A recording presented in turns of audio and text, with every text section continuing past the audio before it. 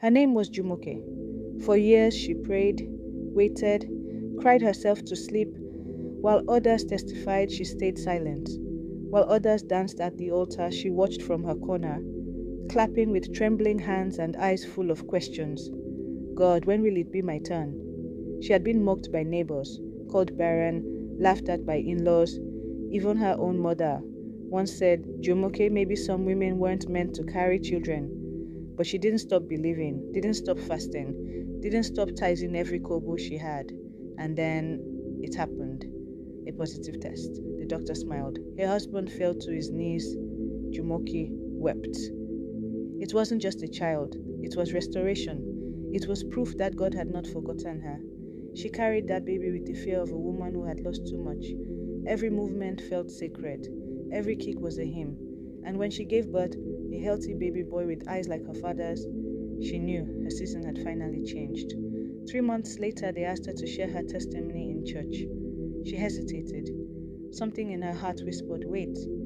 But the applause was loud. The excitement was overwhelming. And her husband said, let them see what God has done. So she wore her best wrapper, tied her gel high, and stood on the altar that Sunday. She told them everything. The years of waiting, the nights she begged God, the insult, the delay, the miracle, and the crowd shouted, Hallelujah! Women cried. Men stood up and clapped. Her pastor laid hands on her and said, you are a living proof that God still answers prayers. But what Jumoke didn't know was that not every amen is genuine, not every smile is sincere, and not every ear that hears your testimony will rejoice with you, because among the crowd that Sunday, among the hands lifted in praise, were some that were stained. A woman in the second row, eyes narrowed, a man at the back, whispering something into his palm, and someone she once called sister, gripping her own belly, teeth clenched in envy. That night her baby cried, and cried, and cried. The next day his temperature spiked. He refused to eat. Doctors were confused. Tests came back normal.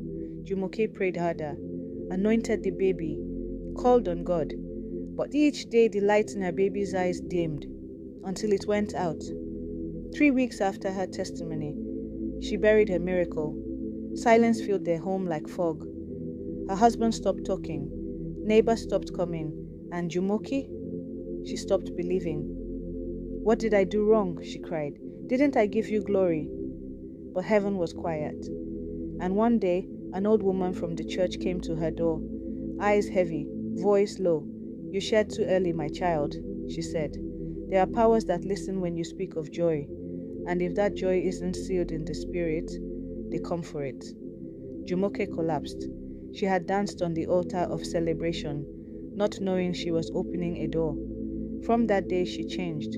She no longer posted every blessing, no longer shouted her progress. She learned that some victories are best kept between you and the God who gave them. Years passed, and one night, after a long fast and tearful prayers, she felt life move again in her womb. This time she told no one, not even her husband, until her belly began to show. She delivered at home, quietly, safely, surrounded by intercession, not Instagram. And when the child turned worn, healthy, strong, and laughing, she smiled, not publicly, not on the altar, but in her prayer room, because now she understood. Not every testimony needs a microphone. Some victories are safer in silence, until they are too big for darkness to touch. Years passed. The girl grew, bright eyes, quick feet, a laugh that filled every room. People started to notice. They'd say she's such a happy child, they'd say.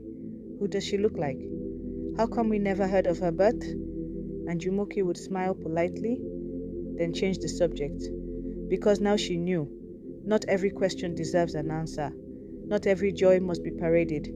She had once opened her mouth too wide, sang too loud, shared too soon, and she paid the price. So now she wrapped her joy in discretion. She let her testimony grow roots before it ever sprouted leaves.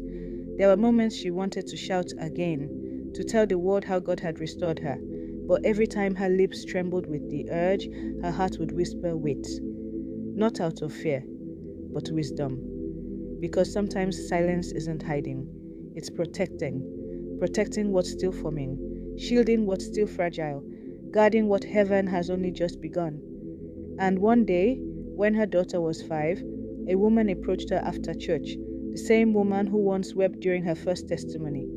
She looked Jumoke in the eyes and asked, "Will you share again?" Jumoke smiled, not with bitterness, not with regret, but with peace. And she said, "Some things aren't for the altar, some things are for the secret place." Then she turned, took her daughter's hand and walked away, because now she understood.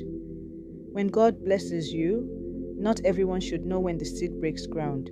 Wait until it becomes a tree, too big for darkness to uproot, and that's when you testify. When the miracle has matured beyond envy, when your roots run deep enough to withstand the winds of whispers, because that's when the glory is loudest, even if your voice is silent.